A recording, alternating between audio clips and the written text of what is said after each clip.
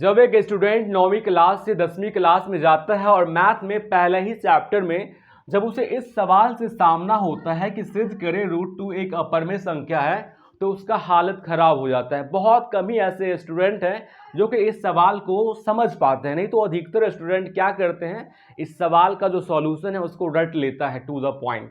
लेकिन यहाँ पे मैं आज आपको ये सवाल ऐसे बताऊंगा जो कि आप हमेशा इस सवाल को आपको रटने की आवश्यकता नहीं होगी, आप बना सकते हैं, यूं लोगों को समझा भी सकते हैं कि ऐसा हो क्यों रहा है। तो आइए मैं आपको ये सवाल यानी कि सिद्ध करें कि √2 एक अपरिमेय संख्या है, मैं आपको ये प्रूफ करके दिखाता हूं।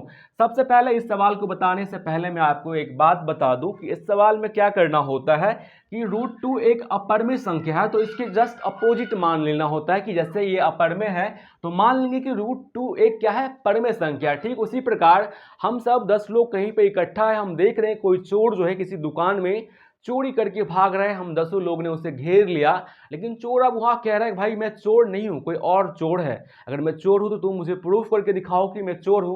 तो मैंने कहा कि भाई मान लिया तुम चोर नहीं हो, तुम एक अच्छा इंसान हो, तो मैंने क्या किया, उसे मान लिया अच्छा इंसान है। लेकिन जब हम लोग दुकान पे जाते हैं, उस दुकान में लगे सीसीटीवी कैमरा को चेक करते, तो हमने देखा कैमरा में भाई ये तो वही इंसान है जिसे हम लोगों ने चोर नहीं मान के अच्छा इंसान मान लिया। तो यहाँ से वो प्रूफ मिलने के बाद हमें क्या पता चला, हमने जो माना है भाई ये तो गलत है, तो चोर तो पकड़ा गया ना। ठीक उसी प्रकार का कॉन्सेप्ट काम करता है इस सवाल में। इस सवाल की अगर बात की जाए तो यहाँ पे दी गई है कि √2 एक अपरिमेय संख्या, ये हमें प्रूफ करना है, लेकिन हम मानेंगे इसके ठीक उल्टा। तो यहाँ पे लिखेंगे हम माना कि, यहाँ पे हम क्या लिखेंगे, माना कि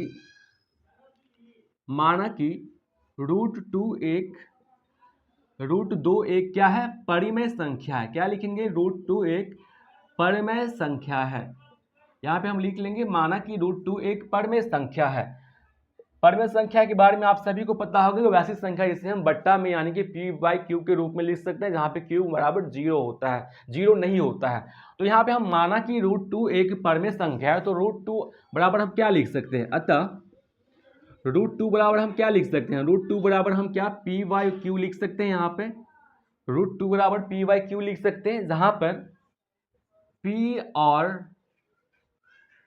q सअभाज्य संख्या है। p और q क्या है, सअभाज्य संख्या है, तथा q बराबर नॉट 0 है।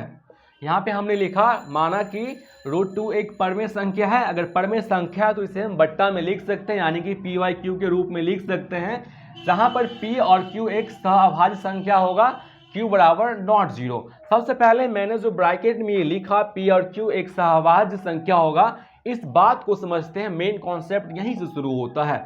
सबसे पहले बात करें कि सहअभाज्य संख्या क्या होता है, उससे पहले आप बताइए हमें कि एक अभाज्य संख्या क्या होता है। तो आप बताएंगे कि सर अभाज्य संख्या वैसी संख्या होती है, अभाज्य संख्या वैसी संख्या होती है जिसका केवल 2 गुणनखंड होता है। केवल कितना गुणनखंड होता है, 2 गुणनखंड होता है। जैसे कि मैंने लिखा 2, तो 2 सबसे छोटी अभाज्य संख्या है। 2 अभाज्य संख्या इसलिए कहलाई कि 2 ऐसी संख्या जिसमें केवल इसमें 2 ही संख्या से भाग लग सकती है, या तो ये केवल 1 से कटेगा या तो ये केवल 2 से कटेगा। तो यानी कि इसका केवल 2 गुणनखंड है, यानी कि 2 ऐसी संख्या 1 और 2, यानी कि ये 1 के अलावा खुद से विभाजित होगा, अन्यथा ये किसी नंबर से नहीं कर सकता है, इसीलिए अभाज्य संख्या होगा ये। इसी प्रकार 5 की बात करें, क्या 5 अभाज्य संख्या है, बिल्कुल 5 में केवल 1 से भाग लगेगा या फिर 5 में 5 से भाग लगेगा। तो हम अभाज्य संख्या को जाना कि अभाज्य संख्या वैसी संख्या होती है जिसमें केवल 2 गुणनखंड होते हैं, या फिर वो केवल 1 से कटेगा या फिर अपने आप यानी कि स्वयं से कटेगा। तो सबसे पहले हमने अभाज्य संख्या को जाना। लेकिन यहाँ पे हमने लिखा है सहअभाज्य संख्या। क्या लिखा है, सहअभाज्य संख्या। सहअभाज्य संख्या वैसी संख्या होती है 2 या 2 से अधिक अभाज्य संख्याओं का ऐसा समूह जिसका केवल 1 से भाग लग सके। एक बार फिर से सुनिए, सहअभाज्य संख्या वैसी संख्या होती है 2 या 2 से अधिक संख्याओं का ऐसा समूह जिसमें केवल 1 से भाग लग सके। आइए मैं आपको दिखाता हूं। जैसे हमने यहाँ पे लिखा 3 और 7। क्या लिखा, 3 और 7 हमने यहाँ पे लिखा। तो 3 और 7 में किस किस संख्या से भाग लग सकता है, कोई ऐसी संख्या हमें बताइए जो कि 3 को भी विभाजित करे और 7 को भी विभाजित करे। तो आप कहेंगे कि सर कोई ऐसी संख्या है ही नहीं, अगर मैं 3 से भाग दूंगा तो केवल 3 ही कटेगा, अगर मैं 7 से भाग दूंगा तो केवल 7 ही कटेगा, लेकिन मैं इसे 1 से भाग दूंगा, यानी कि 1 से भाग दूंगा इसमें, तो 1 से भाग दूंगा तो 1 को 3 बार पढ़ूंगा तो मतलब 1 को 3 से गुना करूंगा तो 3 भी आ जाएगा, और 1 को 7 से भाग करूंगा तो 7 भी आ जाएगा, यानी कि केवल एक ही वो संख्या जो कि इसको काट सकती है। तो वैसी ही संख्या को हम स्वअभाज्य संख्या कहते हैं। समझ में आ गया होगा आपको। लेकिन यहाँ पर अगर हम बात समझाने की कोशिश आपको ये कर रहे हैं कि ये क्या है, q बराबर नॉट जीरो, इसका मतलब क्या होता है। देखिए कोई भी जो परिमेय संख्या होता है, कोई भी जो परिमेय संख्या होता है वो p बटे q के रूप में होता है, और यहाँ पे लिखा होता है q बराबर नॉट जीरो, q बराबर नॉट जीरो। सपोज दैट हमने कहा कि q बराबर जीरो है, मैंने कहा कि q बराबर अगर जीरो ही हम ले लेंगे तो क्या हो जाएगा, देखिए p बट्टा में जीरो हो जाएगा। जब p बट्टा में जीरो हो जाएगा तो ये कहलाएगा अपरिभाषित। क्या कहलाएगा, अपरिभाषित।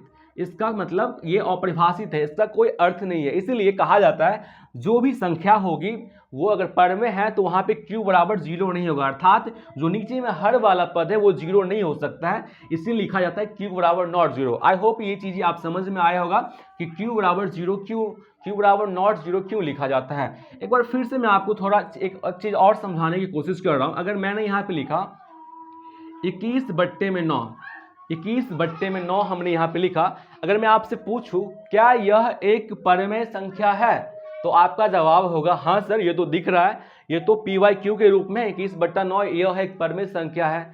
लेकिन मैं आपसे एक बात करूं, क्या इसे हम इस प्रकार से लिख सकते हैं, क्या अगर इसे हम काट दें ऐसे करके, यहां से कटेगा 7 या 21 3 या 9, इसे हम लिख सकते हैं 7 बट्टा 3, यानी कि इसी 21 बट्टा 9 को हमने सिंप्लीफाई करके लिख दिया 7 बट्टे में 3। लेकिन आप यहाँ पे जानने की ये कोशिश करेंगे, अभी हमने बताया आपको स्वअभाज्य संख्या क्या होता है, तो अगर मैं पूछूं आपको ये जो इस पहला वाला फ्रैक्शन है 21 और 9 है, इसमें क्या 21 और 9 सहभाज्य संख्या कहलाएगी, तो आप कहेंगे जी नहीं सर, हमने जाना कि सहभाज्य संख्या वैसी संख्या होती है जिसमें कि केवल एक से ही भाग लगती है, केवल एक से। तो इसमें अगर हम देखेंगे तो एक से तो भाग लगेगा ही, उसके अलावा 3 से ये भी कट जाएगा, 7 या 21 3 या 9, तो यानी कि एक से अलावा ये दूसरी संख्या से भी कट रही है, तो ये सहभाज्य संख्या हो ही नहीं सकती। लेकिन उसी में अगर हम इसको सिंप्लीफाई किए, मतलब तो ये 7 बट्टा 3 आया, अगर हम अब 7 बट्टा 3 के में 7 और 3 पे बात करें, 7 और 3 का जो ये जोड़ा है दो संख्याओं का, क्या यह एक जो है मतलब स्वअभाज्य संख्या कहलाएगी, तो आप कहेंगे जी, क्योंकि 7 वैसी संख्या है जिसमें केवल एक से ही भाग लेगा 7 और 3 में। अगर हम 7 से भाग देंगे तो केवल 7 में ही भाग लेगा, अगर हम 3 से भाग देंगे केवल 3 में ही लगेगा, लेकिन हम 1 से भाग देंगे तो 7 और 3 दोनों में लग जाएगा। आप कहेंगे सर आपने ये चीज़ें हमें क्या समझा दी है, इसमें तो ऐसा कुछ करना नहीं होता है, लेकिन ये चीज़ें आपको आगे समझ में आएगा। ये हम आपको एक बेसिक जो है इंट्रोडक्शन दे दिया है, ताकि आगे जो हम इस सवाल को सॉल्व करेंगे तो आपको पूरा समझ में आएगा, और आप इस कॉन्सेप्ट को समझने के बाद जो है आप सवाल को पूरा बना सकेंगे। तो आइए हम अब सवाल पे लौटते हैं। तो हमने यहाँ पे मान लिया कि √2 एक परिमेय संख्या है, और अतः √2 एक परिमेय संख्या है, तो इसे हम बट्टा में लिख सकते हैं p बट्टे q। अब हम क्या करेंगे, दोनों साइड क्या करेंगे, दोनों साइड क्या करेंगे, दोनों साइड वर्ग कर देंगे। क्या करेंगे, वर्ग कर देंगे। वर्ग करने पर वर्ग करेंगे तो क्या हो जाएगा, √2 का स्क्वायर हो जाएगा बराबर p बट्टे में q का स्क्वायर हो जाएगा। ठीक, √2 को अगर आप स्क्वायर करेंगे तो ये रूट हट जाएगा, ये हो जाएगा 2, यहाँ पे हो जाएगा p स्क्वायर बट्टे में q स्क्वायर। ठीक है, इसको आप क्रॉस मल्टीप्लाई अगर हम करते हैं तो यहाँ पे कुछ नहीं है तो 1 है, इधर से गुना हो जाएगा, तो p स्क्वायर बराबर आप क्या लिखेंगे, q स्क्वायर बट्टे में p बराबर क्या लिखेंगे, p स्क्वायर बराबर 2 into Q square, cross multiply होगा तो आप क्या q स्क्वायर बराबर लिख सकते हैं p स्क्वायर बट्टे में 2 q स्क्वायर, क्योंकि ये 2 जो है इस साइड गुना में है, इधर आएगा तो ये भाग में हो जाएगा, तो p स्क्वायर पे ये बट्टा में आ जाएगा। इसे हम क्या करेंगे, समीकरण 1 मान लेंगे। क्या मान लेंगे, समीकरण 1।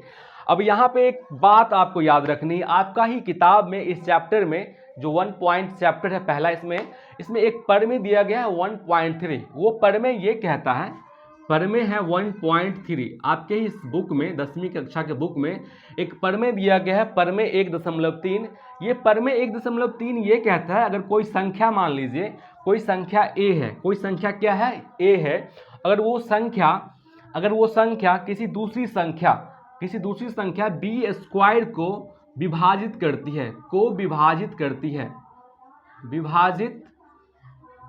है, यानी कि ए कोई संख्या है जो कि बी स्क्वायर को पूरा पूरा काट देता है, इसका मतलब वो संख्या जो है बी को भी विभाजित करेगा, यानी कि अगर कोई संख्या ए बी स्क्वायर को काटता है पूरा पूरा, तो वो संख्या ए बी को भी काटेगा। आइए थोड़ा हम आपको एक एग्जाम्पल से समझाते हैं। मान के चलिए कोई संख्या है यहाँ पे 4, कोई संख्या क्या है 4। ये 4 जो संख्या है ये जो है 16 के स्क्वायर को जो है विभाजित करता है। क्या करता है? ये 16 को स्क्वायर को विभाजित करता है। अब कौन विभाजित करेगा 16 के स्क्वायर, मतलब 16 गुने 16 बट्टा में 4, तो ये 4 चौका 16 कटेगा या नहीं कटेगा? अब कौस कटेगा। तो ये कह रहा है कि अगर 16 के स्क्वायर को ये 4 विभाजित करेगा, इसका मतलब ये 4 जो है इस 16 को भी विभाजित करेगा, यानी कि 16 बट्टे में 4, 4 चौका 16, ये कट रहा है कि नहीं? यही पर में 1.3 कहता है। इसका यूज हम यहाँ करेंगे, आपको दिखाएंगे। तो ये चीज़ आप समझ गए, कोई संख्या अगर किसी संख्या के वर्ग को विभाजित करती है, पूरा पूरा काटती है, तो वो संख्या उस संख्या को भी काटेगी। ये चीज़ आप समझ गए होंगे। इसका प्रयोग इस सवाल में होता है क्या है, देखिए यही वो चीज़ है जिसकी को आप समझ जाएंगे तो ये सवाल बनाने में आपको बहुत आसान हो जाएगा। तो यहाँ पे हमने देखा कि दो वो संख्या है जो कि पी स्क्वायर को पूरा पूरा विभाजित करती है। क्या है? 2 से इसमें भाग हो रहा है, यानी कि दो जो वो संख्या है जो पी स्क्वायर को विभाजित कर रहे हैं। तो यहाँ पे क्या हो रहा है, यहाँ पर 2 पी स्क्वायर को विभाजित करती है, तो 2 पी को भी विभाजित करेगी, पी को भी विभाजित करेगी। ये चीज़ हम कहाँ से जाना, हमने पर में 1.3 से ये चीज़ें हमने जाना। पर में क्या होता है, पर में एक प्रूफ चीज़ें होते हैं, जैसे कि पहले से प्रूफ किया होता है, उसका प्रयोग हम सवाल को बनाने में करते हैं। तो यहाँ हमने जाना कि ये अगर 2 जो है पी स्क्वायर को विभाजित करेगी, तो 2 जो है पी को विभाजित करेगी। यहाँ हमने जाना एक चीज़। आइए थोड़ा यहाँ से अब हम बनाना शुरू करते हैं। यहाँ पे अब हम क्या करते हैं, इस पी स्क्वायर को कुछ मान लेते हैं। मान लीजिए कि फिर से पुनः यहाँ पे लिखेंगे, पुनः माना कि P square is equal to, कुछ मान लेते हैं। मान लीजिए यहाँ पे हमने माना P square is equal to 2r है, P square is equal to 2r है। अब कुछ लोग कहेंगे कि 2r ही क्यों मान लिया आपने, कुछ और भी तो मान सकते थे, 2 ही क्यों, यहाँ पे 3 क्यों नहीं मान लिए? तो हमने 2r इसलिए माना। आपको इसको थोड़ा समझा देता हूँ। देखिए पी स्क्वायर कोई संख्या में अगर हम 2 से भाग दे रहे हैं, जैसे कोई संख्या है 4 में हम 2 से भाग दे रहे हैं, तो इसमें अगर 2 से पूरा पूरा भाग लग रहा है तो इसमें ज़रूर 2 होगा। क्या होगा? इसमें ज़रूर 2 होगा, यानी कि इसमें 2 गुने 2 होगा। देखिए 2 इसमें है या नहीं, ये 2 है या नहीं। तो यहाँ पे जो है ये मान के लिए इसी को हम कुछ r मान लिए। क्या मान लिए? r। तो वही वो संख्या, इसीलिए हमने माना कि वो जो है 2r के फॉर्म में, क्योंकि यहाँ पे 2 से ये भाग लग रहा है। ठीक है, तो जो 2 से कोई संख्या में भाग लग रहा है तो वो 2 गुने r के रूप में ही होगा, यानी कि r का मान कुछ भी हो सकता है। मान चलिए अगर r का मान अगर हम 5 लिखेंगे तो ये 10 हो जाएगा, फिर भी तो ये 2 से कट रहा है, इसलिए हम इसे क्या मान लिए, 2r के रूप में मान लिए इस संख्या को। माना कि हमने पी स्क्वायर बराबर 2r है। अब हम क्या करेंगे, पी स्क्वायर का मान समीकरण 1 में रखेंगे। समीकरण 1 में रखने पर, पी स्क्वायर का मान समीकरण 1 में रखने पर, तो समीकरण 1 ए है। समीकरण 1 में क्या कहता है, क्यू स्क्वायर बराबर पी स्क्वायर बट्टे में 2। आप क्या करना है, जहाँ पे पी स्क्वायर है वहाँ पे आप 2r रख दीजिए, तो क्यू स्क्वायर बराबर 2r का स्क्वायर हो जाएगा, बट्टे में 2 हो जाएगा। तो क्यू स्क्वायर बराबर 4r स्क्वायर बट्टे में 2 हो जाएगा। तो 2 से इसको काटेंगे तो 2 दूना 4 हो जाएगा, यानी कि क्यू स्क्वायर बराबर क्या होगा, 2 गुने r स्क्वायर। जरा सोचिए, हम इस 2 को अगर इस साइड भेजेंगे तो क्या हो जाएगा, ये भाग में हो जाएगा। क्या हम इसे ऐसे लिख सकते हैं, r स्क्वायर बराबर क्यू स्क्वायर बट्टे में 2, यहाँ लिख सकते हैं। अब यहाँ पे आप क्या देख रहे हैं, वही देख रहे हैं जो कि आपने यहाँ देखा था। जिस प्रकार यहाँ पे पी स्क्वायर को 2 विभाजित कर रहा था, तो p को भी विभाजित करेगा। पर में 1.3 से हम जाना उसी प्रकार वही घटना यहाँ भी घटी है। यहाँ पे देखिए क्यू स्क्वायर को 2 विभाजित कर रही है, यहाँ पे क्यू स्क्वायर को 2 विभाजित कर रही है। क्या कर रही है? विभाजित कर रही है। इसीलिए 2 क्यू को भी विभाजित करेगा। किसको? क्यू को भी विभाजित करेगा, क्यू को भी विभाजित करेगा। क्योंकि अभी हमने बताया आपको प्रमेय 1.3 आपके ही किताब में दिया गया है, जिसमें कि किसी संख्या के वर्ग को कोई संख्या अगर विभाजित कर रही है तो उस संख्या को भी विभाजित करेगा। सेम घटना यहाँ पे घटी है जो यहाँ पे घटा। तो हमने यहाँ पे क्या माना? हमने यहाँ पे देखा कि हमने तो पहले मान लिया पी और क्यू क्या है? सभाज्य संख्या है। सभाज्य संख्या अगर होगा तो सभाज्य संख्या का मतलब क्या होगा? सभाज्य संख्या का मतलब होगा कि उसमें केवल 1 से भाग लेगा, उसके अलावा किसी भी संख्या से भाग नहीं लग सकता है। लेकिन यहाँ तो चोर पकड़ा गया ना, यहाँ तो देख लिए हम 2 से भाग लग रहा है, ये क्या हो गया? तो कैसे हो जाएगा ये सभाज्य संख्या? तो ये जो हमने माना कि √2 एक परमेय संख्या है और पी और क्यू सहभाज्य है, तो भाई ये सहभाज्य अब रह गया? आप ही लोग बताइए, सहभाज्य रह गया, क्योंकि यहाँ पे तो 2 से भाग लग रहा है ना। और सहभाज्य संख्या के बारे में हमने क्या जाना? उसमें केवल 1 से भाग लगेगा, उसके अलावा दुनिया की किसी संख्या से उसमें भाग नहीं लग सकता है। तो हमने देखा, अब यहाँ पे हम लिखेंगे फाइनली कि हमने जो माना